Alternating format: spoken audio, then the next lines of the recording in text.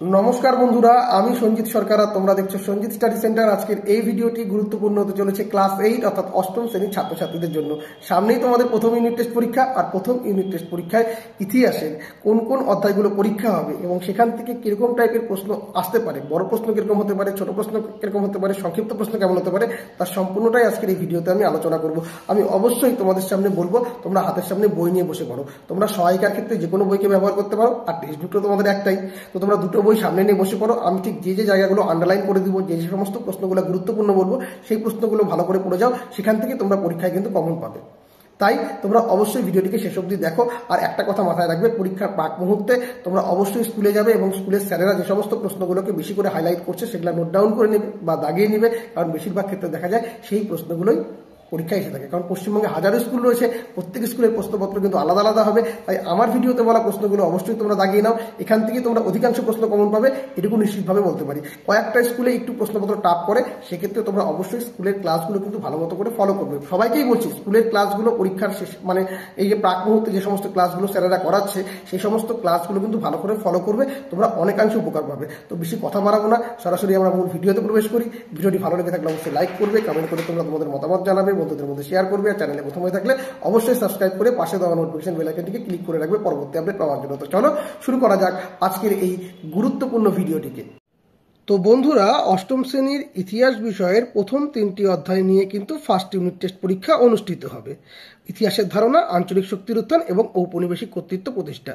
বেশিরভাগ স্কুলে কিন্তু 2 এবং 3 নম্বর অধ্যায় থেকেই সবচেয়ে বেশি প্রশ্ন করা হয়ে থাকে। প্রথম অধ্যায়টাকে কিন্তু অ্যাভয়েড করা হয়, তবে বেশ কয়েকটি স্কুলে প্রথম অধ্যায় থেকেও প্রশ্ন হয়ে থাকে। ঠিক কোন কোন জায়গা থেকে কি কি প্রশ্ন আসতে পারে, সম্পূর্ণ বিষয়টি আজকের এই ভিডিওতে আমি আলোচনা করব। তোমরা শেষ অবধি সঙ্গে থাকো, উপকার অবশ্যই পাবে। পরীক্ষার আগে এরকম একটি ভিডিও তোমাদেরকে যথেষ্ট সমৃদ্ধ করবে। তো চলো শুরু করা যাক আজকের এই গুরুত্বপূর্ণ আলোচনা।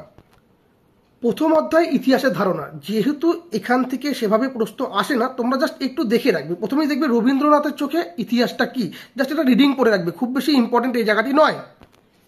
এরপর দেখবে আধুনিক শব্দটি এসেছে কোথা থেকে, অধুনা থেকে, এটাও মোটামুটি গুরুত্বপূর্ণ না, জাস্ট জানার জন্য। 6 নম্বর পৃষ্ঠাটাকে ভালো করে লক্ষ্য করবে। এখানে প্রাচীন, মধ্য এবং আধুনিক এই 3টে ভাগে কিন্তু ভারতের ইতিহাসকে ভাগ করা হচ্ছে। এখানে একজন গুরুত্বপূর্ণ ব্যক্তি মৃত্যুঞ্জয় বিদ্যালঙ্কার 1808 খ্রিস্টাব্দে রাজাবলী নামে একটি গ্রন্থ লিখছে। মাথায় রাখবে তাহলে, মৃত্যুঞ্জয় বিদ্যালঙ্কারের লেখা গ্রন্থের নাম কি, রাজাবলী। কত খ্রিস্টাব্দে প্রকাশিত হয়েছিল, 1808 খ্রিস্টাব্দে। ভালো মতো করে এই জায়গাটা একটু দেখবে, আন্ডারলাইন করা আছে। এরপরে হিস্ট্রি অফ ব্রিটিশ ইন্ডিয়া গ্রন্থটি কে লিখেছে, জেমস মিল লিখেছে। কত খ্রিস্টাব্দে প্রকাশিত হয়েছে, 1817 খ্রিস্টাব্দে। খুব ভালো মতো করে জায়গাগুলো দেখবে। এরপরে মিল তার বইতে অর্থাৎ হিস্ট্রি অফ ব্রিটিশ ইন্ডিয়া বইটাতে ভারতের ইতিহাসকে 3টে ভাগে ভাগ করছে। কি কি ভাগে, হিন্দু যুগ, মুসলিম যুগ এবং ব্রিটিশ যুগ। এবং মুসলিম যুগকে ব্রিটিশ মানে জেমস মিল কি বলছে, অন্ধকারময় যুগ বলছে। কি বলছে, অন্ধকারময় যুগ। এবং হিন্দু যুগ বিষয়েও কিন্তু তিনি অশ্রদ্ধা দেখিয়েছেন। কে দেখিয়েছেন, জেমস মিল। কোথায় দেখিয়েছেন, হিস্ট্রি অফ ব্রিটিশ ইন্ডিয়া গ্রন্থে। এরপরে ঔরঙ্গজেব মারা গেলেন 1707 খ্রিস্টাব্দে এবং ঠিক তার 50 বছর পরে মানে অর্ধশতক পরে পলাশী যুদ্ধ হচ্ছে 1757 খ্রিস্টাব্দে। এই পার্টটা কিন্তু একদম দ্বিতীয় অধ্যায়ের ফার্স্ট লাইনে তোমরা পেয়ে যাবে। এরপর তোমরা দেখবে উইলিয়াম ওয়েডারবার্ন তার লেখা অ্যালান অক্টোভিয়ান হিউমের জীবনীতে ভারতের জাতীয় কংগ্রেসের প্রতিষ্ঠাতা কাকে বলেছেন, হিউমকে বলেছেন। দেখে রাখবে। এরপর দেখো, যখন ব্রিটিশরা ভারতবর্ষে রাজত্ব করছিল সেই সময় কিন্তু অনেক কৃষক এবং উপজাতি বিদ্রোহগুলো হচ্ছিল, যা ব্রিটিশদের কাছে হাঙ্গামা বা উৎপাত বলে মনে হতো। বা যারা আন্দোলন করতো তারা ব্রিটিশদের চোখে কী ছিল বলতো, হাঙ্গামাকারী ছিল। কিন্তু যারা ব্রিটিশদের চোখে হাঙ্গামাকারী ছিল তারা কিন্তু আমাদের কাছে স্বাধীনতা সংগ্রামী। এরকম কয়েকজন কারা কারা ছিলেন, তিতুমির, বিরসা মুন্ডা, সিধু কানু, এরা কিন্তু আমাদের কাছে স্বাধীনতা সংগ্রামী, কিন্তু ব্রিটিশদের কাছে ছিল হাঙ্গামাকারী। তো প্রথম অধ্যায় থেকে ঠিক এই কটা পার্ট দেখলেই হবে। এবার দ্বিতীয় অধ্যায় চলো। দ্বিতীয় অধ্যায় আঞ্চলিক শক্তির উত্থান। কেমন লাগছে অবশ্যই ভিডিওটি তোমরা বলবে। দেখো প্রথমে কি বলছি, 1707 খ্রিস্টাব্দে কে মারা যাচ্ছে, মুঘল সম্রাট ঔরঙ্গজেব। তার ঠিক 50 বছর পরে কি হচ্ছে, ব্রিটিশ ইস্ট ইন্ডিয়া কোম্পানি এবং আমাদের ভারতীয় সিরাজউদ্দৌলার সঙ্গে পলাশী যুদ্ধ হচ্ছে। কত খ্রিস্টাব্দে হচ্ছে, 1757 খ্রিস্টাব্দে। তাহলে ঔরঙ্গজেবের মৃত্যুর পর থেকে পলাশী যুদ্ধের যে সময়ের ব্যবধান সেটা কত বছরের, 50 বছরের। আর এই পার্টগুলো ঠিকঠাক করে রিডিং করলে কিন্তু তোমাদের মুঘল সাম্রাজ্যের পতন বা অবনতির কারণ বা দুর্বলতার কারণগুলো কিন্তু তোমরা বুঝতে পারবে। কি কি দুর্বলতার কারণ ছিল, দেখো সম্রাট জাহাঙ্গীর এবং শাহজাহানের সময় মুঘল শাসন কাঠামোয় কিন্তু সমস্যা দেখা দিয়েছিল, তাই তো। তারপরে কি হচ্ছে, ঔরঙ্গজেবের উত্তরাধিকারীরা সেই দুর্বলতাগুলো কাটিয়ে উঠতে পারেনি, যে সমস্ত দুর্বলতাগুলো দেখা দিয়েছিল। সামরিক ব্যবস্থায় অবনতি ছিল, সেখানে কোনো সংস্কার করা হয়নি। শিবাজি এবং মারাঠারা আক্রমণ করছিল। এর পাশাপাশি আহমদ শাহ আবদালি এবং নাদির শাহ ভারত আক্রমণ করেছিল। হ্যাঁ, এই আক্রমণ করার ফলে কিন্তু মুঘল সাম্রাজ্য অনেকটাই অবনতির দিকে চলে গিয়েছিল। জাগিরদার এবং মনসবদার ব্যবস্থায় সংকট দেখা দিয়েছিল, কৃষক বিদ্রোহ হয়েছিল। এবার কি আঞ্চলিক শক্তিগুলার উত্থান হতে আরম্ভ করেছিলেন, যেরকম বাংলা, হায়দ্রাবাদ, অযোধ্যা, এরা আঞ্চলিক শক্তি হিসাবে কিন্তু প্রকাশ হচ্ছে। তো এই কারণগুলোকেই তোমাদের জাস্ট বানিয়ে বানিয়ে লিখে আসতে হবে, জাস্ট একটু পড়বে তোমরা লিখতে পারবে। এরপরে বাংলায় একটা গুরুত্বপূর্ণ ব্যক্তিত্ব রয়েছে মুর্শিদ কুলি খান। এই মুর্শিদ কুলি খানকে বাংলার দেওয়ান পদে নিযুক্ত করেছিলেন কে? সম্রাট ঔরঙ্গজেব। বাহাদুর শাহের সময় কিন্তু মুর্শিদ কুলি খান এই দেওয়ান পদে বহাল ছিলেন। এরপর মুর্শিদ কুলি খাঁকে দেওয়ান পদে পাকাপাকিভাবে করে দিচ্ছে কে? ফারুকশিয়ার।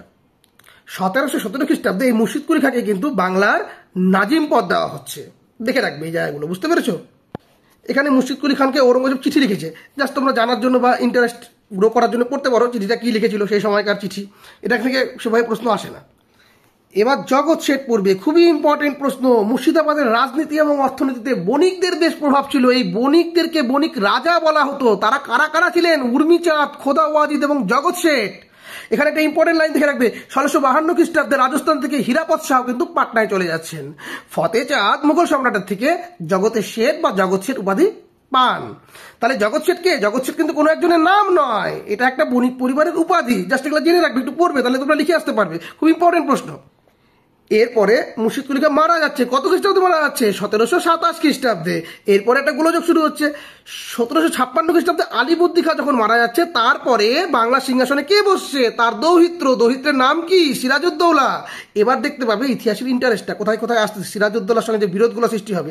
এখানে একটু দেখে নাও, বাংলায় বর্গীহানা।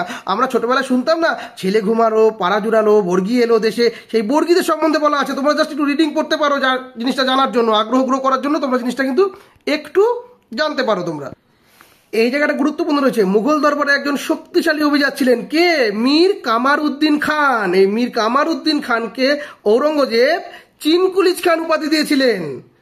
তিনি ফারুকশিয়ারের থেকে নিজামুল মুলুক এবং সম্রাট মোহাম্মদ শাহের থেকে আসাফ ঝা উপাধি নেন। নিয়ে 1724 খ্রিস্টাব্দে হায়দ্রাবাদ রাজ্য প্রতিষ্ঠা করেন। তাহলে প্রশ্ন আসতে পারে, হায়দ্রাবাদ রাজ্য কে প্রতিষ্ঠা করেছিলেন, কত খ্রিস্টাব্দে করেছিলেন? তিনি ফারুকশিয়ারের কাছ থেকে কি পদ নিয়েছিলেন? ঔরঙ্গজেব তাকে কি বলেছিল? তার মূল নাম কি ছিল? এই জিনিসগুলো অবশ্যই কিন্তু ইন্টারেস্ট সহকারে দেখবে তোমরা। এখানে দেখো 1740 খ্রিস্টাব্দ থেকেই নিজামের শাসনে স্বাধীন হায়দ্রাবাদ রাজ্য আত্মপ্রকাশ করে। তাহলে কত খ্রিস্টাব্দে মানে স্বাধীন হায়দ্রাবাদ রাজ্য আত্মপ্রকাশ করে? 1740 খ্রিস্টাব্দে। জায়গাগুলো দেখে রাখবে। এবার অযোধ্যা 1722 খ্রিস্টাব্দে সাদাত খানের নেতৃত্বে অযোধ্যা একটি স্বশাসিত আঞ্চলিক শক্তি হিসাবে গড়ে ওঠে। তাহলে সাদাত খানের নেতৃত্বে কি? অযোধ্যা। মাথায় থাকবে তো? আর আসফ ঝা কি করেছিল? হায়দ্রাবাদ রাজ্য। মাথায় রাখবে। এই লাইনটা দেখে রাখবে। 1754 খ্রিস্টাব্দে সফরদমজং মারা যাওয়ার পর তার ছেলে সুজাউদ্দৌলা অযোধ্যা শাসক হচ্ছেন। 1764 খ্রিস্টাব্দে বক্সারের যুদ্ধ হচ্ছে। বক্সারের যুদ্ধ কত খ্রিস্টাব্দে হয়েছিল? 1764 খ্রিস্টাব্দে। এখানটায় দেখে নাও, খুবই গুরুত্বপূর্ণ প্রশ্ন। ফারুকশিয়ার ফরমান, বেশিরভাগ স্কুলে এই প্রশ্নটা এসে থাকে, খুবই গুরুত্বপূর্ণ। ফারুকশিয়ারের ফরমানটা কি ছিল? 1717 খ্রিস্টাব্দে দিল্লির মুঘল সম্রাট ফারুকশিয়ার একটা আদেশ বা ফরমান জারি করেছিলেন। সেই ফরমান মোতাবেক ব্রিটিশ ইস্ট ইন্ডিয়া কোম্পানি বাংলাদেশের কতকগুলি বিশেষ বাণিজ্যিক অধিকার পেয়েছিল এবং ব্রিটিশ কোম্পানি বছরে মাত্র 3000 টাকার বিনিময়ে বাংলায় বাণিজ্য করতে পারবে। এবং সেই বাণিজ্যের কি হিসাব ছিল না ছিল সম্পূর্ণ পাঠটা এখানে দেওয়া আছে, খুব ভালো মতো করে পড়বে। যেহেতু সময় কম, তাই জাস্ট তোমাদের সামনে আমি আলোচনা করে দিচ্ছি সাজেস্টিভ ভাবে, তোমরা যাতে বুঝতে পারো। ফারুকশিয়ার ফরমানের ফলাফল গুরুত্ব, এটুকু অবধি কিন্তু তোমরা নোটটা লিখবে। অনেকে কিন্তু যেটা করে এটুকু অবধি দিয়ে দেয়, কিন্তু এটুকু দিলে কিন্তু হবে না। ভালো রেজাল্ট করতে গেলে অবশ্যই তোমাদের এই ফলাফলটা দিতে হবে। ফলাফলটা কি ছিল? ফারুকশিয়ারের ফরমান বাংলায় ব্রিটিশ ইস্ট ইন্ডিয়া কোম্পানির প্রায় অবাধ বাণিজ্যের পথ খুলে দিয়েছিল। অদূর ভবিষ্যতে বাংলার নবাবের সঙ্গে ব্রিটিশ কোম্পানির অর্থনৈতিক ও রাজনৈতিক সংঘাতের পটভূমি তৈরি করেছিল এই ফরমানটি। তোমরা অবশ্যই একটু দেখে রাখবে এটা। এবার দেখো সিরাজউদ্দৌলা ও ব্রিটিশ ইস্ট ইন্ডিয়া কোম্পানির সম্পর্ক, মানে পলাশি যুদ্ধের কারণ কি ছিল? পলাশি যুদ্ধের কারণটা এটা তোমরা পড়বে ভালো করে। এখানে এই জায়গাটা দেখে রাখবে, আলিবর্দী খানের বক্সি। বক্সি মানে কি বলতো? সেনাপতি। বুঝতে পেরেছো তো? এই জায়গাগুলো অবশ্যই তোমরা দেখবে, জাস্ট একটু রিডিং করে রাখবে। এই জায়গাটা লক্ষ্য করো, 1756 খ্রিস্টাব্দের 20 জুন নবাব বাহিনী ব্রিটিশদের হারিয়ে কলকাতা দখল করে নিয়েছিল। হ্যাঁ, এবার কি হচ্ছে? কলকাতা দখল করে সিরাজ তার নাম কি দিয়েছিল? আলীনগর। এই সময়ের একটা ঘটনা আছে। এই সময় বলে সিরাজ 146 জন ব্রিটিশ নরনারীকে একটা ছোট্ট ঘরে রেখেছিল এবং তারা ঠিকঠাক করে শ্বাস না নিতে পারার জন্য অনেকে মারা গিয়েছিল। তো এই ঘটনাটাকে অনেকে অন্ধকূপ হত্যা বলে থাকে, এটাকে অন্ধকূপ হত্যা বলা হয়। কিন্তু ঐতিহাসিক অক্ষয় কুমার দত্ত এই হত্যাকে অতিরঞ্জন বলে প্রমাণ করেছেন। তাহলে কোন ঐতিহাসিকের নাম বলতে পারে? তোমরা লিখতে পারবে ঠিকই, খুব গুরুত্বপূর্ণ প্রশ্ন।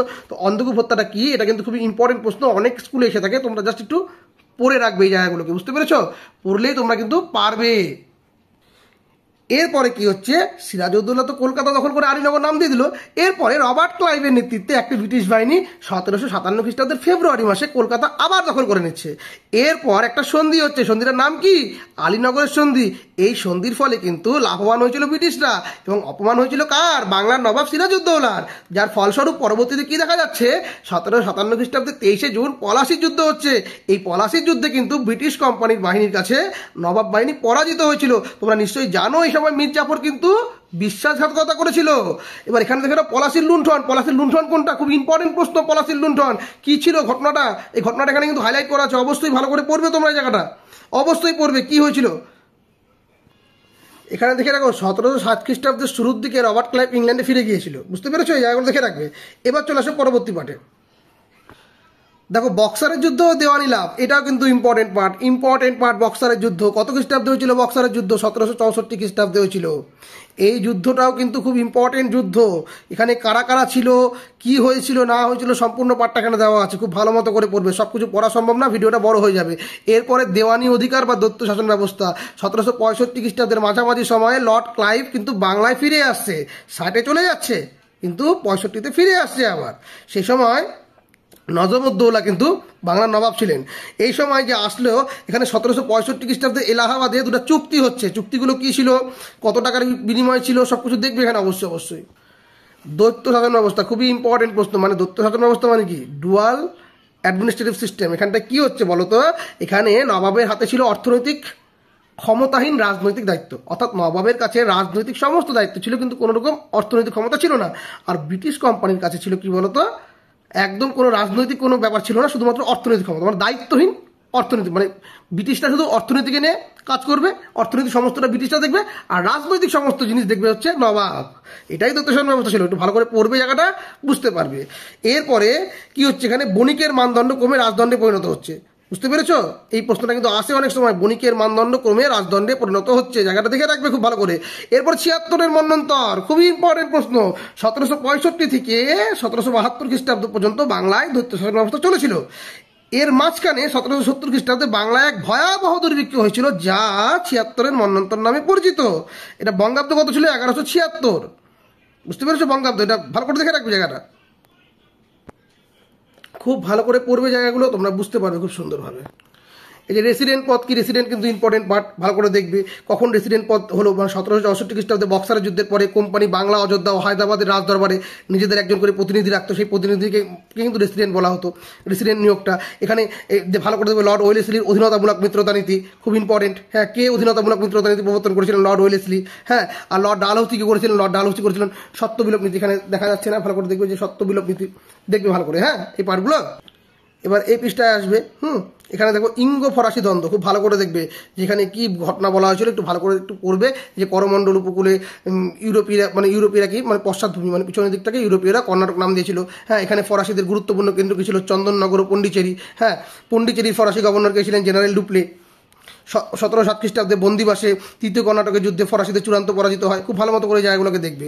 এখানটায় দেখবে ভালো করে ইঙ্গ মহীশূর কোনটা দ্বন্দ্ব। 1767 থেকে 1799 খ্রিস্টাব্দের মধ্যে 4টি যুদ্ধ হচ্ছে কোম্পানি এবং মহীশূরের মধ্যে, যেটা ইঙ্গ মহীশূর দ্বন্দ্ব নামে পরিচিত বা যুদ্ধ নামে পরিচিত। হ্যাঁ, 1799 খ্রিস্টাব্দে চতুর্থ ইঙ্গ মহীশূর যুদ্ধের মাধ্যমে লর্ড ওয়েলেসলি মহীশূর রাজ্যের বিরুদ্ধে চূড়ান্ত আঘাত এনেছিল। তো এই জায়গাগুলো খুব ভালো করে একটু পড়বে, ভালো করে পড়লে এই জায়গাগুলো কিন্তু তোমরা পারবে। তারপরে দেখবে রঘুনাথ রাও পেশোয়া নারায়ণ রায়কে হত্যা করেছিলেন। তারপরে এখানে দেখো 1782 খ্রিস্টাব্দে সলবাই চুক্তি কত খ্রিস্টাব্দে হয়েছিল? 1782। হ্যাঁ, এর ফলে কি হচ্ছে? এর ফলে মারাঠাদের সঙ্গে সম্পর্ক ভালো হচ্ছে। তারপরে 1802 খ্রিস্টাব্দে কোম্পানি পেশোয়া দ্বিতীয় বাজিরায়কে বেসিনের সন্ধির মাধ্যমে অধীনতামূলক মিত্রতা চুক্তিতে আবদ্ধ করছে। তারপরে দেখে নাও তৃতীয় ইঙ্গ মারাঠা যুদ্ধ কত খ্রিস্টাব্দে হচ্ছে? 1817 থেকে 19 খ্রিস্টাব্দ। সালগুলা মনে রাখবে, সালগুলা কিন্তু ভালো করে মনে রাখবে। 1773 খ্রিস্টাব্দে অযোধ্যায় কোম্পানির প্রতিনিধি নিয়োগ করা হচ্ছে। কত খ্রিস্টাব্দে দেখবে এগুলো জায়গাগুলো। লাহোরের চুক্তি কত খ্রিস্টাব্দে হয়েছিল? 1846। এই জায়গাগুলো ভালো করে দেখবে। তারপরে লর্ড ডালহৌসির আমলে কোম্পানি কিন্তু একটা আগ্রাসী রূপ প্রকট করেছিল। ডালহৌসি সাতারা, সম্বলপুর, ঝাঁসি প্রভৃতি অঞ্চল দখল করে নিয়েছিল সত্যবিলোপ নীতির ফলে। হ্যাঁ, এখানে মূল উদ্দেশ্য কি বলতো? সেনাবাহিনী খরচ মেটাতে হবে। এই কারণটাকে ইস্যু করে দিয়ে হায়দ্রাবাদের বিরার প্রদেশটা ছিনিয়ে নিয়েছিল লর্ড ডালহৌসি। ভালো মতো করে জায়গাগুলোকে দেখবে। হ্যাঁ, এর পরবর্তীতে কিন্তু 1857 খ্রিস্টাব্দের মহাবিদ্রোহের একটা প্রশ্ন হয়, খুবই গুরুত্বপূর্ণ প্রশ্ন। তো এই তোমাদের কিন্তু প্রথম অধ্যায়। তোমরা বুঝতে না পারলে আমাকে অবশ্যই কমেন্ট করে জানিও, আমি যথাসাধ্য চেষ্টা করলাম তোমাদেরকে সাজেস্টিভভাবে অল্প সময়ের ভিতরে জিনিসগুলোকে তুলে ধরার ক্ষেত্রে। এবার অনুশীলনী থেকে তোমরা অবশ্যই এই যে স্তম্ভ মিলনটা করবে, এখানে ঠিক ভুল ছোট প্রশ্নগুলো করবে। এখানে ইম্পর্টেন্ট প্রশ্ন, ফারুক শিয়ার ফরমানের গুরুত্ব তোমরা দেখে নিতে পারবে, পলাশির লুণ্ঠন কোনটা, দত্ত শাসন ব্যবস্থা কোনটা, ব্রিটিশ রেসিডেন্টের কাজ কী ছিল, এই জায়গাগুলো হাইলাইট করা আছে, একটু ভালো করে দেখবে। বড় প্রশ্ন দেখবে, পলাশি যুদ্ধ ও বক্সারের যুদ্ধের মধ্যে কোনটি ব্রিটিশ কোম্পানি ভারতের ক্ষমতা বিস্তারের জন্য বেশি গুরুত্বপূর্ণ ছিল, খুব ভালো করে দেখবে, প্রশ্নগুলো খুবই গুরুত্বপূর্ণ প্রশ্ন। তারপর এখানে দেখে নেবে ভারতে ব্রিটিশ কোম্পানির আধিপত্য বিস্তারের ক্ষেত্রে অধীনতামূলক মিত্রতা নীতি এবং সত্যমূলক নীতির বিবর্তন, ভালো মতো করে দেখবে এই পার্টগুলো। এই প্রথম অধ্যায়। এবার তোমরা চলে যাও মানে দ্বিতীয় অধ্যায়, এবার তৃতীয় অধ্যায় চলো। তৃতীয় অধ্যায় ঔপনিবেশিক কর্তৃত্ব প্রতিষ্ঠা। কি হচ্ছে এখানটায়, ব্রিটিশ ইস্ট ইন্ডিয়া কোম্পানি একটা বণিক সংস্থা ছিল। এবার ভারতীয় উপমহাদেশে এরা বাণিজ্যের স্বার্থে কতগুলো ঘাঁটি তৈরি করেছিল, সেই ঘাঁটিগুলোর মধ্যে অন্যতম ছিল কি মাদ্রাজ, বোম্বাই ও কলকাতা। কালক্রমে এই তিনটা বাণিজ্য ঘাঁটিকে কেন্দ্র করে ব্রিটিশ প্রেসিডেন্সি ব্যবস্থা তৈরি হচ্ছে। জায়গাটা একটু ভালো করে পড়বে। 1611 ও 1612 খ্রিস্টাব্দে যথাক্রমে মুসলিপট্টনম এবং সুরাটে ঘাঁটি তৈরি হচ্ছে। 1639 খ্রিস্টাব্দে মাদ্রাজে একটা বাণিজ্যিক ঘাঁটি তৈরি হচ্ছে। হ্যাঁ, এখানে সেন্ট জর্জ দুর্গ বা প্রেসিডেন্সি বা মাদ্রাজ প্রেসিডেন্সি কীভাবে হলো ভালো করে দেখবে। হ্যাঁ, এবার এরা যে প্রেসিডেন্সিটা তৈরি করলো, এই প্রেসিডেন্সি দুটা প্রশাসনিক কেন্দ্র ছিল, গ্রীষ্মকালে ছিল ওটকামুন্দ এবং শীতকালে মাদ্রাজ, ভালো করে জায়গাগুলো দেখবে। বোম্বাই প্রেসিডেন্সি কোনটাকে বলা হচ্ছে ভালো মতো করে দেখবে, এই জায়গাগুলো আমি জাস্ট হাইলাইট করে দিয়েছি, তোমরা জাস্ট দাগিয়ে দাগিয়ে পড়ে নাও একটু করে। তারপরে দেখো এখানে কি হচ্ছে, 1765 খ্রিস্টাব্দে কোম্পানি যখন বাংলা, বিহার ও উড়িষ্যার দেওয়ান, মানে 1765 খ্রিস্টাব্দে কোম্পানি যখন বাংলা, বিহার এবং উড়িষ্যা কি হচ্ছে দেওয়ানি অধিকার পাচ্ছে, ভালো করে দেখবে জায়গাগুলো। হ্যাঁ, তো বাংলা, বিহার, উড়িষ্যা, আসাম ও ত্রিপুরা অঞ্চল মিলে বাংলা প্রেসিডেন্সি গঠিত হচ্ছে। হ্যাঁ, মাদ্রাজের মতো কলকাতাতেও ব্রিটিশ কোম্পানি একটা দুর্গ নির্মাণ করছে, ফোর্ট উইলিয়াম বানিয়েছিল, ফোর্ট উইলিয়াম। তাই বাংলা প্রেসিডেন্সিকে ফোর্ট উইলিয়াম দুর্গ বা প্রেসিডেন্সিও বলা হয়ে থাকে। এই জায়গাগুলো দেখবে, কাউন্সিল কি, কাউন্সিল অফ ডাইরেক্টর্স কি। এখানে চলে আসো 1773 খ্রিস্টাব্দে রেগুলেটিং অ্যাক্ট, কত খ্রিস্টাব্দে রেগুলেটিং অ্যাক্ট হয়েছিল এবং কত খ্রিস্টাব্দে পিটের ভারত শাসন হয়েছিল, 1784 খ্রিস্টাব্দে, খুব ইম্পর্টেন্ট জায়গা। রেগুলেটিং অ্যাক্ট এবং পিট প্রণীত ভারত শাসন আইন, এই জায়গাগুলো কি আছে ভালো করে দেখবে। এই রেগুলেটিং অ্যাক্ট অনুসারে মাদ্রাজ, বোম্বাই এবং বাংলা প্রেসিডেন্সিতে কি হচ্ছে, গভর্নর জেনারেল একটা নতুন পদ তৈরি করা হচ্ছে। হ্যাঁ, এখানে 4 জন সদস্য ছিল, কি ঘটনাগুলো প্রত্যেকটা এখানে দেওয়া আছে। এবার এখানে দেখো 1784 খ্রিস্টাব্দে উইলিয়াম পিট প্রধানমন্ত্রী কিন্তু পিটের ভারত শাসন আইন বলবৎ করছে। ভালো করে দেখবে, এখানে পিট প্রণীত আইন মোতাবেক কি হচ্ছে, বোর্ড অফ কন্ট্রোল তৈরি করা হচ্ছে। কোনটার ফলে কি হচ্ছে অবশ্যই কিন্তু ভালো করে দেখবে, তোমরা অবশ্যই ভালো করে দেখার চেষ্টা করবে জায়গাগুলোকে। 1772 খ্রিস্টাব্দে কোম্পানি দৈত্য শাসন ব্যবস্থা তুলে দিলে সরাসরি বাংলা শাসনভার গ্রহণ করছে। এইটা দেখবে ওয়ারেন হেস্টিংস এবং লর্ড কর্নওয়ালিসের সংস্কার, খুবই গুরুত্বপূর্ণ প্রশ্ন, খুবই গুরুত্বপূর্ণ প্রশ্ন এখানটায়। হ্যাঁ, 1772 খ্রিস্টাব্দে ব্রিটিশ ইস্ট ইন্ডিয়া কোম্পানির তরফে নতুন বিচার ব্যবস্থা চালু হচ্ছে। এখানে ফৌজদারি আদালত কি, এই জায়গাগুলো ভালো করে দেখবে, খুব ইম্পর্টেন্ট প্রশ্ন। হ্যাঁ, এখানটায় ভালো করে দেখবে যে সুপ্রিম কোর্টের প্রধান বিচারপতি কে ছিলেন স্যার এলিজা ইম্পে, খুব ভালো মতো করে জায়গাগুলোকে দেখবে, খুব ভালো মতো করে পড়বে, খুব গুরুত্বপূর্ণ প্রশ্ন। এখানে সুপ্রিম কোর্ট নিয়ে কিছু কথা বলা আছে, খুব ভালো মতো করে দেখবে। এখানটায় কি হয়েছিল, রেগুলেটিং অ্যাক্ট 1773 খ্রিস্টাব্দ অনুযায়ী 1774 খ্রিস্টাব্দে কলকাতায় একটি ইম্পেরিয়াম কোর্ট তৈরি করা হচ্ছে। সেখানে একজন প্রধান বিচারপতির পাশাপাশি 3 জন বিচারপতি নিয়োগ করা হয়েছিল, তার মানে মোট 4 জন ছিল। হ্যাঁ, তো এবার এখানে পরবর্তীতে কি হচ্ছে, পরবর্তীতে এখানে 1797 খ্রিস্টাব্দে সুপ্রিম কোর্টের বিচারকের সংখ্যা 4-এর বদলে 3 জন করা হচ্ছে, খুব ভালো মতো করে জায়গাগুলোকে দেখবে। এবার চলে আসে এখানটায় যে লর্ড কর্নওয়ালিসের সময় এই হেস্টিংসের উদ্যোগে কি হচ্ছে, এই 11 জন পণ্ডিত হিন্দু আইনগুলো সংকলন করছে। 1793 খ্রিস্টাব্দে লর্ড কর্নওয়ালিস আইনগুলিকে সংহত করছে, যা কোর্ট বা বিধিবদ্ধ আইন চালু করছে। এই সময় কর্নওয়ালিসের ফোর্ট কর্নওয়ালিস যাকে বলা হচ্ছে, বুঝতে পেরেছো? এই জায়গাগুলো একটু ভালো করে পড়বে। লর্ড উইলিয়াম বেন্টিংয়ের সংস্কারগুলো কিছু পারলে একটু জাস্ট রিডিং পড়ে দেখো তোমরা। এইবার চলে আসে পুলিশি ব্যবস্থা, খুবই গুরুত্বপূর্ণ কিন্তু এটা। হ্যাঁ, পুলিশি ব্যবস্থাটা, মুঘল পুলিশি ব্যবস্থায় ফৌজদার, কোতোয়াল, চৌকিদারের ক্ষমতা ছিল। 1770 খ্রিস্টাব্দে বাংলায় মন্বন্তরের ফলে সামাজিক আইন শৃঙ্খলায় একটা অবনতি দেখা দিয়েছিল। তার ফলে কি হলো, 1781 খ্রিস্টাব্দ পর্যন্ত পুরনো ফৌজদারি ব্যবস্থা চালানো, শেষ পর্যন্ত ফৌজদারির জায়গায় ইংরেজ ম্যাজিস্ট্রেটদের বসানো হচ্ছে। 1793 খ্রিস্টাব্দে লর্ড কর্নওয়ালিস যে জেলাগুলো ছিল সেখানে পুলিশি থানা ব্যবস্থা চালু করছে। প্রতিটা থানায় দারোগা রাখা হচ্ছে, প্রত্যেকটা জায়গাগুলোকে কিন্তু খুব ভালো মতো করে পড়বে বন্ধুরা। এই জায়গাটায় দেখবে 1812 খ্রিস্টাব্দে পাকাপাকিভাবে দারোগা ব্যবস্থার বিলোপ করে দেওয়া হচ্ছে, খুব সুন্দর করে পড়বে পুলিশি ব্যবস্থাটাকে, খুব সুন্দর করে। সেনাবাহিনীটা একটু দেখে রাখতে পারো তোমরা, সেনাবাহিনীটা জাস্ট একটু রিডিং পড়ে রাখবে যদি পারো। এখানে দেখো কি হচ্ছে, 1820 দশক থেকে সিপাহী বাহিনীর কাঠামোয় বেশ কিছু বদল আসছে। এখানে মারাঠা, মহীশূর অঞ্চলের পাহাড়ি উপজাতি এবং নেপালি গুর্খাদের কিন্তু সেনাবাহিনীতে নিয়োগ করা হচ্ছে। বুঝতে পেরেছো? কারণ এরা ছিল অনেকটা দক্ষ, যুদ্ধ করতে কিন্তু খুব দক্ষ ছিল এরা। তারপরে দেখে নাও এখানটায় যে কি পার্ট দেওয়া আছে, প্রত্যেকটা পার্ট কিন্তু খুব ইম্পর্টেন্ট পার্টগুলো পড়ে রাখবে। আমলাতন্ত্র কি ছিল, মানে সিভিল সার্ভিস, কোম্পানির প্রশাসনের অধীনে আমলাতন্ত্রকে সংগঠিত করার উদ্দেশ্যে কর্নওয়ালিস সিভিল সার্ভিস বা অসামরিক প্রশাসন ব্যবস্থা চালু করেছিলেন। খুব ভালো মতো করে দেখবে। 1800 খ্রিস্টাব্দে কলকাতায় ফোর্ট উইলিয়াম কলেজ প্রতিষ্ঠা করা হয়। কত খ্রিস্টাব্দে করা হয়েছিল? 1800 খ্রিস্টাব্দে। এখানে এই সামরিক জাতিটা একটু সম্বন্ধে দেওয়া আছে, তোমরা যদি পারো একটুখানি রিডিং করে রাখবে অবশ্যই এই জায়গাটা। এবার এই পার্টটা যদি রিডিং পড়লে পড়বে।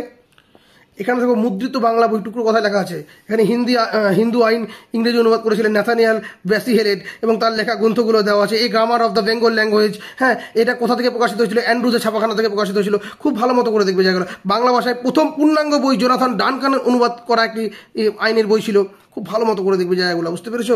এখানে চলে আসো, জোনাথন ডানকান যে আইনগুলো বাংলায় অনুবাদ করেন কত খ্রিস্টাব্দে? 1783 খ্রিস্টাব্দে। এখানে ভালো করে দেখো, 1791 খ্রিস্টাব্দে বেনারসে জোনাথন ডানকান প্রতিষ্ঠা করেছিল কি? সংস্কৃত কলেজ। সংস্কৃত কলেজ কে প্রতিষ্ঠা করেছিলেন? Jonathan Duncan. কত খ্রিস্টাব্দে করেছিলেন? 1791 খ্রিস্টাব্দে। তারপর চলে আসো, উইলিয়াম জোন্স 1784 খ্রিস্টাব্দে কলকাতায় এশিয়াটিক সোসাইটি প্রতিষ্ঠা করেছিলেন। খুব ভালো মতো করে দেখবে জায়গাগুলো। কে করেছিলেন এশিয়াটিক সোসাইটি প্রতিষ্ঠা? William Jones. কত খ্রিস্টাব্দে করেছিলেন? 1784 খ্রিস্টাব্দে। কোথায় করেছিলেন? কলকাতায়। খুব ভালো মতো করে দেখবে জায়গাগুলোকে, বুঝতে পেরেছো? সংস্কৃত ভাষায় লেখা প্রাচীন ভারতীয় সাহিত্যগুলো এখানে ইংরেজি ভাষায় অনুবাদ করা হয়েছিল। তারপর চলে আসো এখানে এশিয়াটিক সোসাইটির বিভিন্ন সদস্য শ্রীরামপুর মিশনের উইলিয়াম কেরি ফোর্ট উইলিয়াম কলেজে পড়াতেন। খুব ভালো মতো করে এই জায়গাগুলোকে আত্মস্থ করবে তোমরা। খুব ভালো মতো রিডিং পড়বে, বানিয়ে বানিয়ে লিখে আসতে পারবে। ছোট প্রশ্নগুলো তো হাইলাইট করাই থাকলো, বুঝতে পারবে অবশ্যই। উইলিয়াম কেরির ব্যাপটিস্ট মিশন খুবই ইম্পর্টেন্ট পার্ট। জায়গাটা খুব ভালো মতো করে দেখবে। এই জায়গাটা একটু রিডিং করে নিবে, তোমরা পারবে কিন্তু অবশ্যই, বুঝতে পেরেছো? এখানটা দেখে নাও, 1829 খ্রিস্টাব্দে স্কটিশ মিশনারি সোসাইটির সদস্য আলেকজান্ডার ডাফ কলকাতায় এসে অনেকগুলো মিশনারি স্কুল তৈরি করেছিলেন। এখানে জেনারেল অ্যাসেম্বলি ইনস্টিটিউশন 1830 খ্রিস্টাব্দে প্রতিষ্ঠা করা হয়েছিল। ভালো করে দেখবে জায়গাগুলো। 1823 খ্রিস্টাব্দে ব্রিটিশ প্রশাসন general committee of public instruction তৈরি করছেন। 1817 খ্রিস্টাব্দে কলকাতায় হিন্দু কলেজ তৈরি করা হচ্ছে। প্রত্যেকটা সাল কি পুঙ্খানুপুঙ্খভাবে পড়বে, মাইন্ডে রাখবে জিনিসগুলো, কোথায় কি হচ্ছে, কোন সালে হচ্ছে, কখন হচ্ছে, কি হয়েছিল, যে জিনিসগুলো ভালো করে দেখবে। 1823 খ্রিস্টাব্দে রাজা রামমোহন লর্ড আর্মহার্স্টকে একটা চিঠি লিখছে এবং সেই চিঠিতে কি বলছে? রামমোহন সংস্কৃত শিক্ষা ও সংস্কৃত কলেজ প্রতিষ্ঠার বিরোধিতা করছে। এই জায়গাগুলো একটু পড়বে। এখানে দেখো কি হচ্ছে, 1844 খ্রিস্টাব্দ নাগাদ সরকারি চাকরি পাওয়ার ক্ষেত্রে কি বলা হচ্ছে? ইংরেজি ভাষা জ্ঞানকে আবশ্যক বলে ঘোষণা করা হচ্ছে, যে সরকারি চাকরি পেতে গেলে ইংরেজি ভাষা তোমাকে জানতে হবে। এখানে লর্ড মেকলে শিক্ষা সংক্রান্ত একটা প্রতিবেদন, যেটা মেকলের প্রতিবেদন বা মেকলে মিনিট কি ছিল? 1835 খ্রিস্টাব্দে 2রা ফেব্রুয়ারি জেনারেল কমিটি অফ পাবলিক ইনস্ট্রাকশনের সভাপতি টমাস ব্যাবিংটন মেকলে ভারতবর্ষের শিক্ষার প্রসঙ্গে একটা প্রতিবেদন বা মিনিটস পেশ করছেন, যেটা মেকলে মিনিটস। কি আছে ভালো করে পড়বে, জায়গাটা খুব ভালো করে পড়বে। তারপর এখানে দেখে নাও, 1843 খ্রিস্টাব্দে বাংলায় কাউন্সিল অফ এডুকেশন তৈরি হচ্ছে। উডের প্রতিবেদন বা উডের ডিসপ্যাচ কোনটা? 1854 খ্রিস্টাব্দে জুলাই মাসে বোর্ড অফ কন্ট্রোলের সভাপতি চার্লস উডের নেতৃত্বে একটা শিক্ষা সংক্রান্ত প্রতিবেদন পেশ করা হচ্ছে, যা উডের প্রতিবেদন বা উডের ডিসপ্যাচ নামে পরিচিত। একটু করে পড়ে রাখবে, দেখে রাখবে জায়গাগুলো, তোমরা বানিয়ে লিখে আসতে পারবে, ভয়ের কোনো কারণ নেই। এখানে চলে আসো 1853 খ্রিস্টাব্দ নাগাদ বোম্বাই প্রেসিডেন্সিতে অনেক স্কুলেই মাতৃভাষায় পড়াশোনা করার ব্যবস্থা ছিল। এখানে চলে আসো, বিটান সাহেব বেথুনের উদ্যোগে তৈরি হচ্ছে কি? বিটান স্কুল বা বেথুন স্কুল। এবার দেখো, জমি জরিপ ও রাজস্ব নির্ণয়। এখানে কি হচ্ছে? 1757 খ্রিস্টাব্দে কি হয়েছিল? পলাশি যুদ্ধ হয়েছিল। এখানে কি হচ্ছে? 1707 খ্রিস্টাব্দে ফ্রাঙ্কল্যান্ড নতুন 24 পরগনায় জমি জরিপের কাজ শুরু হচ্ছে। এখানে জরিপগুলো দেখে নাও। 1764 খ্রিস্টাব্দে বাংলা নদীপথগুলি জরিপ করছে কে? জেমস রেনেল। 1764 খ্রিস্টাব্দে, ঠিক তার 3 বছর পরে 1767 খ্রিস্টাব্দে ব্রিটিশ কোম্পানি ভারতের সার্ভেয়ার জেনারেল বা জরিপ বিভাগের প্রধান হিসাবে নিয়োগ করছে কাকে? রেনেলকে। এই সময় রেনেল কি করছে? নদীপথগুলো জরিপ করছে রেনেল। 16টি মানচিত্র তৈরি করেছিলেন। কটা মানচিত্র তৈরি করেছিলেন? 16টি মানচিত্র তৈরি করেছিল। এই নদীর গতিপথের মানচিত্র খুব ইম্পর্টেন্ট, রেলের পার্টটা ভালো করে দেখবে। বক্সারের যুদ্ধ কত খ্রিস্টাব্দে হয়েছিল? 1764 খ্রিস্টাব্দে। এখানে দেখে নাও, 1770 খ্রিস্টাব্দে মুর্শিদাবাদে কন্ট্রোলিং কাউন্সিল অফ রেভিনিউ নামে একটা কমিটি গঠন করা হচ্ছে, যা কমিটি অফ রেভিনিউ নামে পরিচিত। ভালো করে দেখবে জায়গাগুলা। তারপরে বোর্ড অফ রেভিনিউ, এরা কি করছে? এই যে নতুন বোর্ড অফ রেভিনিউ রাজস্ব সংক্রান্ত বিষয় কিন্তু দেখাশোনা করছে। ভালো করে দেখবে জায়গাগুলা। এবার চলে আসো ইজরাদারি ব্যবস্থা। এখানে কি বলেছে? 1772 খ্রিস্টাব্দে জুন মাসে ওয়ারেন হেস্টিংস নদিয়া জেলায় একটা নতুন ভূমি রাজস্ব বন্দোবস্ত চালু করছে। ভালো করে দেখবে। ইজরাদারি ব্যবস্থাকে কিন্তু 5 সালা বন্দোবস্ত বলা হয়, মানে 5 বছরের জন্য জমি বন্দোবস্ত করা হয়েছিল। ভালো করে দেখবে। 1790 খ্রিস্টাব্দে কোম্পানি 10 সালা বন্দোবস্ত চালু করেছিল, মানে 10 বছরের জন্য জমি বন্দোবস্ত করা হয়েছিল। এই 10 সালা বন্দোবস্তে কিন্তু পরবর্তীকালে লর্ড কর্নওয়ালিস কি হচ্ছে? জেনারেল লর্ড কর্নওয়ালিস বাংলা চালু করছে চিরস্থায়ী বন্দোবস্ত 1793 খ্রিস্টাব্দে। এগুলা সম্বন্ধে কিন্তু প্রশ্ন আসতে পারে। চিরস্থায়ী বন্দোবস্ত কি? ভালো করে দেখবে। চিরস্থায়ী বন্দোবস্তের ভিতরে সূর্যাস্ত আইন রয়েছে, মানে নির্দিষ্ট দিনে সূর্য ডোবার আগে তোমাকে রাজস্ব সংগ্রহ মানে রাজস্ব জমা দিয়ে আসতে হবে, নচেত তোমার জমিদারি বাজেয়াপ্ত হবে। পাঁচশালা বন্দোবস্ত কি বা ইজারাদারি বন্দোবস্ত মানে বন্দোবস্ত কিন্তু পাঁচশালা বন্দোবস্ত, এগুলো কিন্তু ভালো করে দেখবে, প্রশ্ন ঘুরিয়ে আসতে পারে, খুব ভালো মতো করে দেখবে। এখানেই তোমাদের কিন্তু তৃতীয় অধ্যায় শেষ। এবার একটু অনুশীলনীগুলো দেখে নিই। দেখো বেমানান শব্দ খুঁজে বের করো, খুব ইম্পর্টেন্ট পাঁচগুলো। হ্যাঁ, নিচের বিবৃতিগুলো কোনটা ঠিক কোনটা ভুল, হ্যাঁ অতি সংক্ষিপ্ত উত্তর দাও, এটা ব্রিটিশ প্রেসিডেন্সি ব্যবস্থা কাকে বলে, এই প্রত্যেকটা পার্টগুলো দেখবে, এখানে কিন্তু তোমরা পেয়ে যাবে ঘন্টায়। এখানে বড় প্রশ্নগুলো ওয়ারেন হেস্টিংস লর্ড কর্নওয়ালিসের বিচার ব্যবস্থার সংস্কারের তুলনামূলক আলোচনা করো, এই পার্টগুলো অবশ্যই দেখবে। ব্রিটিশ কোম্পানির প্রশাসন ব্যবস্থা আমলাতন্ত্রের ভূমিকা কি ছিল, ইজরায়েলি বন্দোবস্ত চালু করা হয়েছিল কি, তো এই পার্টগুলো দেখে রাখবে, তাহলেই হবে, তোমরা পারবে। একটু মনোযোগ সহকারে তোমাদের যেভাবে দাগিয়ে দিলাম, তোমরা যদি সেই জায়গাগুলোকে একটু পড়ে নিতে পারো গল্পের আকারে, ভালো ফল তোমরা করবেই করবে। আর তোমাদের করতেই হবে, যেভাবে দেখিয়ে দিলাম তোমরা ঠিক পারবে, কেন পারবে না, পারতে হবে, আর তুমি পারবেই পারবে। সহায়িকা বই থেকে তোমাদের কয়েকটা জায়গা দেখিয়ে দিই, যেমন দেখো মুঘল সাম্রাজ্যের অবনতির কারণ তোমাদের দেখিয়ে দিলাম টেক্সট বুকে, তোমরা এখান থেকে চাইলে দেখে নিতে পারো এই প্রশ্নটাকে। হ্যাঁ, এই প্রশ্নের উত্তর কিন্তু তোমার হচ্ছে এত দূর অব্দি আসছে। এই যে পলাশি যুদ্ধের কারণগুলো উল্লেখ করো, সিরাজের সঙ্গে কোম্পানির বিরোধে কারণগুলো কী ছিল, এই প্রশ্নগুলো ভালো করে দেখবে। এই তোমাদের প্রশ্নের উত্তর আমি এখানে দেখিয়ে দিচ্ছি। তোমরা অবশ্যই কিন্তু জায়গাগুলো পড়বে, বুঝতে পেরেছো? খুব ভালো মতো করে পড়বে, তোমরা ঠিকই পারবে। এই যে পলাশি যুদ্ধের গুরুত্বটা জাস্ট দেখে রেখো অল্প করে। এবার চলে আসো বক্সারের যুদ্ধের কারণগুলি আলোচনা করো, বা ইংরেজদের সঙ্গে মীর কাসিমের যে যুদ্ধের কারণগুলো ছিল কী ছিল, এই পার্টগুলো তোমরা অবশ্যই দেখে রাখবে, একটু করে দেখে রাখবে, তোমরা পারবে, বুঝতে পেরেছো? আবার বক্সারের যুদ্ধের গুরুত্ব, এই পার্টগুলো একটু দেখে রাখবে, মানে গুরুত্বগুলো থেকে কারণগুলোকে একটু বেশি জোর দেবে, বুঝতে পারলো? কারণগুলো একটু ভালো করে পড়বে তাহলে। এই যে ইংরেজ ইস্ট ইন্ডিয়া কোম্পানির দেওয়ানি লাভের গুরুত্ব আলোচনা করো, ভালো করে দেখবে, দেওয়ানি লাভের গুরুত্ব খুব ভালো করে পড়বে, বুঝতে পেরেছো? বাংলায় দূত শাসন ব্যবস্থা সম্পর্কে আলোচনা করো, দূত শাসন ব্যবস্থা কী ছিল পড়েছি আমি টেক্সট বুকে, আশা করি তোমাদের বুঝতে অসুবিধা হবে না এই পার্টটা। তারপরে একটা জায়গায় আমি হাত দিয়ে দেখিয়েছিলাম না, ভারতে ইংরেজে বণিকের মানদণ্ড কীভাবে রাজদণ্ডে পরিণত হয় ব্যাখ্যা করো। হ্যাঁ, এই পার্টটা দেখবে ভালো করে, টেক্সট বুকটা সহকারে তোমরা দেখতে দেখতে চলবে, ঠিকই পারবে, একবার ওই পয়েন্টগুলোই লেখা আছে এখানে, পারবে। ৭৬-এর মন্বন্তর কেন হয়েছিল, এর ফলাফল বলেছি, খুব গুরুত্বপূর্ণ প্রশ্ন। ৭৬-এর মন্বন্তর কারণ কী কী ছিল, কয়টা কারণ পড়বে, কয়টা ফলাফল দিয়ে দিবে, ব্যাস হয়ে গেল। একটু পড়ে পড়ে বানিয়ে বানিয়ে লিখে আসতে পারবে, তোমার কোনো অসুবিধা নেই। এই যে মুঘল সাম্রাজ্যের পতনে জাগিরদারি ও মনসবদারি সংকট কতটা দায়ী ছিল, ভালো করে দেখবে এই পার্টগুলো। কে কীভাবে হায়দ্রাবাদ আঞ্চলিক শাসন প্রতিষ্ঠা করেছিলেন, ভালো করে দেখবে। কে কত খ্রিস্টাব্দে স্বাধীন হায়দ্রাবাদ রাজ্যের প্রতিষ্ঠা করেন, এই সময় হায়দ্রাবাদের প্রশাসনে কী কী পরিবর্তন হয় দেখবে। ফতে চাঁদ কে ছিলেন, মাথায় আছে ফতে চাঁদ কে ছিলেন, জগৎ শেঠ কারা, খুব ইম্পর্টেন্ট প্রশ্ন। বর্গী কারা, বর্গী বর্গী বর্গী হলো মারাঠা দস্যু, ভালো করে পড়বে জায়গাগুলো। ফারুক শিয়ার ফরমান, খুবই গুরুত্বপূর্ণ প্রশ্ন বলেছি আমি, এবং ফারুক শিয়ার ফরমানের গুরুত্ব তোমরা এটাও লিখতে পারো, টেক্সট বুক এটাও লিখতে পারো। দস্তক কি, দস্তক খুব ইম্পর্টেন্ট প্রশ্ন। কোম্পানির ম্যাগনা কার্টা বা মহাসনদ কি, বুঝতে পেরেছো? চলে আসো, আলীনগরের সন্ধি কত খ্রিস্টাব্দে কাদের মধ্যে স্বাক্ষরিত হয়, এই সন্ধির শর্ত কি ছিল, খুব গুরুত্বপূর্ণ প্রশ্ন। এখানে দুটো গুরুত্বপূর্ণ প্রশ্ন। অন্ধকূপ হত্যা বলতে কি বোঝো, পলাশির লুণ্ঠন কাকে বলে, পলাশি যুদ্ধ বক্সারের যুদ্ধের তুলনামূলক আলোচনা করো। দেওয়ানি লাভের মধ্য দিয়ে কোম্পানি কী কী অধিকার আদায় করেছিল, ভালো করে দেখবে জায়গাগুলোকে। তারপরে দেখো অষ্টাদশ শতকের দ্বিতীয় ভাগে বাংলায় দত্ত শাসন ব্যবস্থা বলতে কী বোঝো, বুঝতে পেরেছো? এই পার্টগুলো দেখবে অবশ্যই। আর দত্ত শাসন ব্যবস্থার ফলাফল কী ছিল, ফলাফলটা লেখো, ফলাফলটা পড়বে অবশ্যই, জাস্ট দেখবে এই প্রশ্নগুলো। এই যে কুফল কী ছিল দত্ত শাসন ব্যবস্থার, ভালো করে দেখবে এই জায়গাটা। ৭৬-এর মন্বন্তর বলতে কী বোঝো, এটা বড় প্রশ্নই পড়ে ফেলছো, তাই এখানে অতটা দেখার দরকার নেই। এই যে রেসিডেন্ট কাদের বলা হতো, ব্রিটিশ রেসিডেন্টের কাজ কি, খুবই গুরুত্বপূর্ণ প্রশ্ন। দক্ষিণ ভারতে ইঙ্গো ফরাসি দ্বন্দ্বের কারণগুলি কী ছিল, এই কর্ণাটকের যুদ্ধ বলতে কী বোঝো, কবে কাদের মধ্যে বন্দিবাসের যুদ্ধ হয়েছিল, ভালো করে দেখবে জায়গাগুলো। টিকা লেখো, অধীনতামূলক মিত্রতা নীতি, খুবই গুরুত্বপূর্ণ টিকা, অধীনতামূলক মিত্রতা নীতি। সত্যবিলোপ নীতি, খুবই গুরুত্বপূর্ণ প্রশ্ন।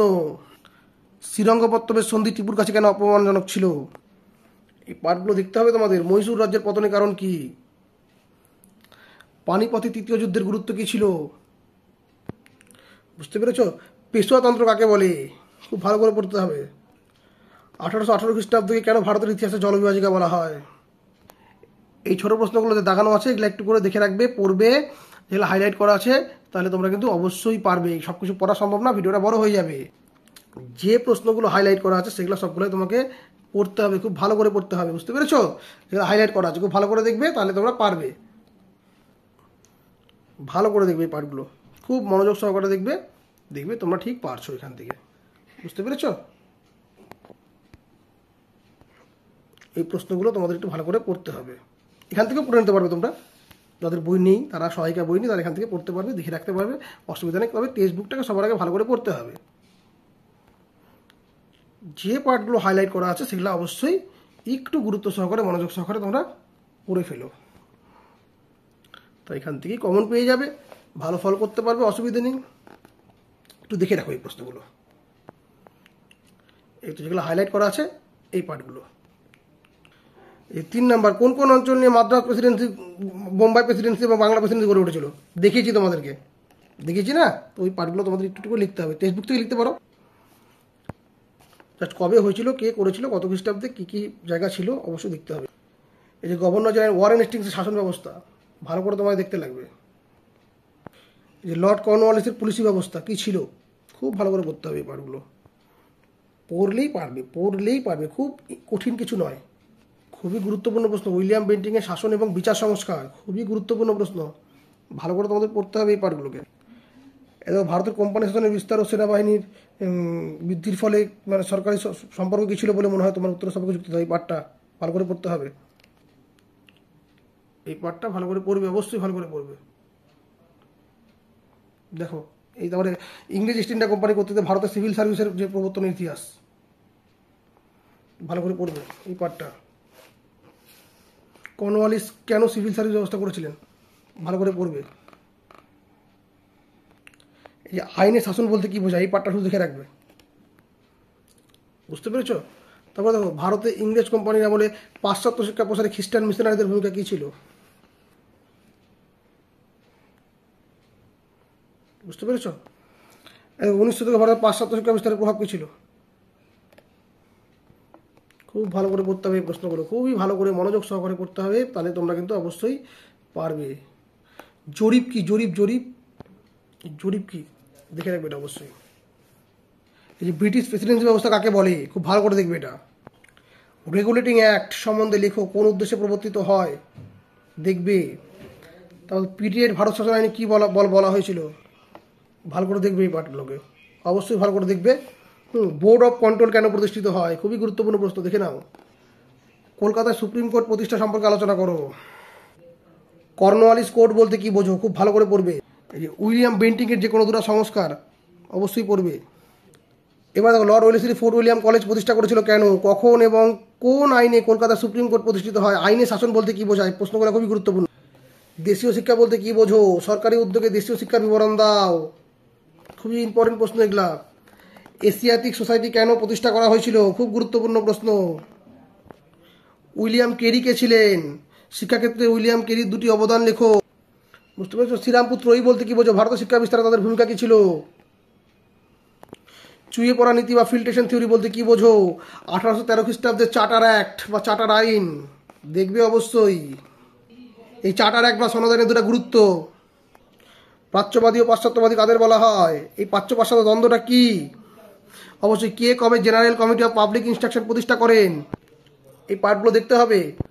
মেকলে মিনিট বা মেকলে প্রস্তাব কি? চার্লস উড কে ছিলেন, তিনি কেন স্মরণীয়, ভালো করে দেখবে এই পার্টগুলো। উডের ডেসপ্যাচকে ম্যাগনা কার্টা বা মহাসনদ কেন বলা হয়? Hunter commission. তারপরে নারী শিক্ষা বিস্তারে বেথুন সাহেবের অবদান কী ছিল? ঔপনিবেশিক শিক্ষানীতির কুফলগুলি কী ছিল, ভালো করে দেখবে।